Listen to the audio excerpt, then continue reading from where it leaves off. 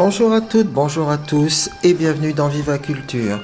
En juillet, vous le savez, c'est le rendez-vous annuel, c'est Viva Avignon.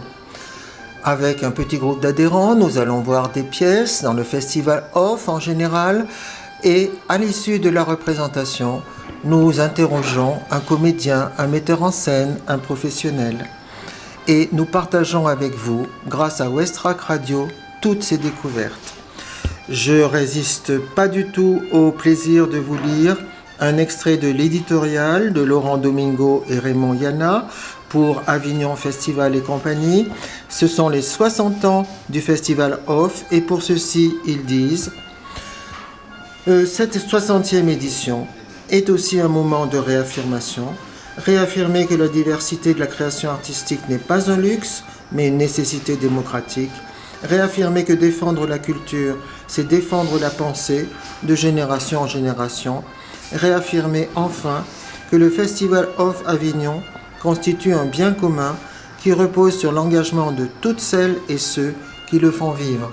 Et bien sûr, parmi ceux-là, il y a nous, spectateurs et spectatrices, et à nous maintenant de vivre et de faire revivre toutes ces émotions, toutes ces découvertes du théâtre.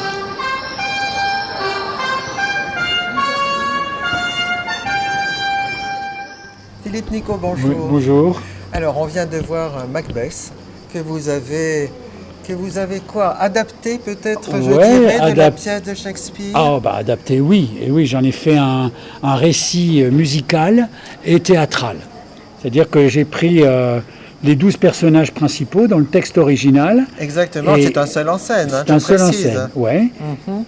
Et donc, toutes les parties qui sont dans le récit, parce que je voulais faire avancer la pièce dans le récit et dans le théâtre, et tout le récit est en musique en fait, musique live comme un concert. C'est ça. Voilà, donc j'envoie des séquences sur le plateau, je chante des chansons, je prends ma guitare en anglais, en français les chansons, et dès qu'un personnage apparaît dans la pièce et dans sa chronologie, voilà, ça devient le texte de Shakespeare. C'est le texte de Shakespeare. Voilà, dans le texte original. Et les chansons, non. Alors les chansons, il y a des bouts, il y a des morceaux de Shakespeare que je prends et moi, je fais des rimes, j'adapte les rimes en fait. Je construis des chansons slam, on va dire pas rap parce que c'est plutôt du slam. Oui. Slam, voilà, et où je crée les rimes et donc là je crée des phrases, j'invente un peu du Shakespeare à la Philippe Nicot, on va dire, voilà. Oui, on se mélange tous les deux, et à un moment donné, moi-même, je ne sais plus ce que j'ai écrit et ce qu'il a écrit. Oui. Ce qui fonctionne très bien, c'est qu'effectivement, vous jouez avec les sons, avec les voyelles, avec les mots. Oui. Et ça devient des musiques. C'est là. Moi, j'ai fait beaucoup de musique dans ma vie. Oui. J'ai commencé la musique à 17 ans, jusqu'à 40 ans.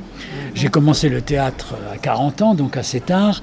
Et en fait, la musique, ça fait partie intégrante de mon corps. Voilà. Parce que c'est aussi un spectacle très corporel. Il y a une voiture qui passe. Et donc le corps, le rythme, le souffle, la musique, les mots, tout ça, ça fait partie d'un grand rythme et à la fois musical, théâtral, corporel. Voilà, c'est et aussi symbolique, on va dire métaphysique et aussi participatif. Effectivement. Alors j'ai eu l'impression que vous aviez, on va pas dire actualisé, c'est pas le bon mot, mais bref, on se retrouve dans une sorte d'heroic fantasy. On pense à Game of Thrones, on pense au Seigneur des Anneaux. C'est ça. C'est-à-dire pour un jeune public, n'en parlons pas, c'est excessivement accessible. C'est formidable. Dès 9 ans, il y a des gens, ils viennent. Si les parents sont un petit peu, ils ont un peu briefé ou ils ont l'habitude d'aller au théâtre avec leurs enfants, à 8 ans, il y en a qui s'éclatent. Si j'avais une salle que des enfants de 8 ans, je pense qu'ils finiraient par péter. Tu vois, ils ne sauraient plus trop où ils en sont. Oui. Mais souvent, les parents viennent avec. Et je fais beaucoup de scolaires à partir de 11 ans avec ce spectacle. Et ils adorent. Ils restent bouche bée, comme on dit. Oui. D'abord parce que c'est ludique de voir plein de personnages. Et dans cette pièce, sans spoiler l'affaire, il y a quand même les 3 sorcières du destin qui sont... Voilà.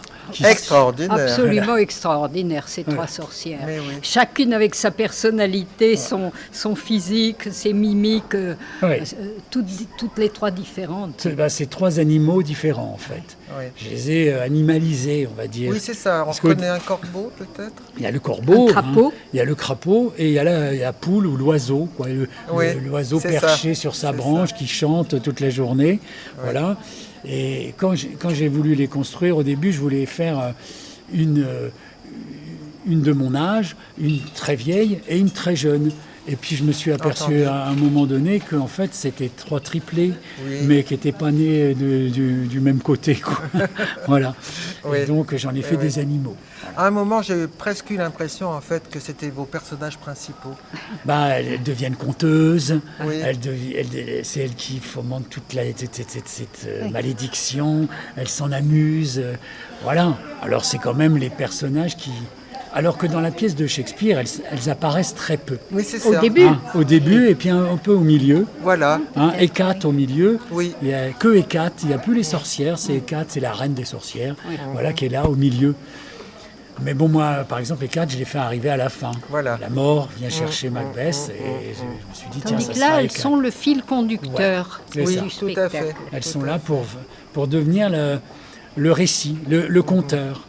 Ça commence par un conteur-chanteur et qui se transforme en sorcière. Lui aussi, Complètement. il est pris dans Oui. l'histoire de Macbeth. Oui, Quoi. Mais c'est très physique, en fait, votre jeu, j'ai Oui. eu l'impression. Oui. On parlait de performance, bien sûr, mais c'est sportif également. C'est sportif, c'est yoga, c'est... Oui. Voilà, il faut être... C'est chanteur aussi. Bien sûr. Donc il faut Bien sûr. faut être en forme physiquement. Oui.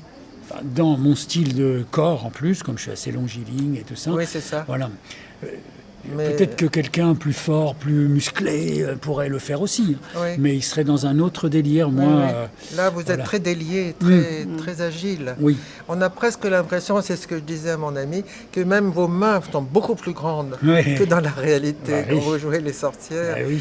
c'est quelque chose Je de m'en sers frappant. beaucoup, parce que Oui. c'est quand même un moyen de dialoguer, les mains. Elles parlent beaucoup, vos mains. Ben oui. Elle Oui. raconte plein de choses. D'abord, dans la pièce, elle raconte aussi que Lady Macbeth, après avoir été rechercher les couteaux dans la chambre, elle a du sang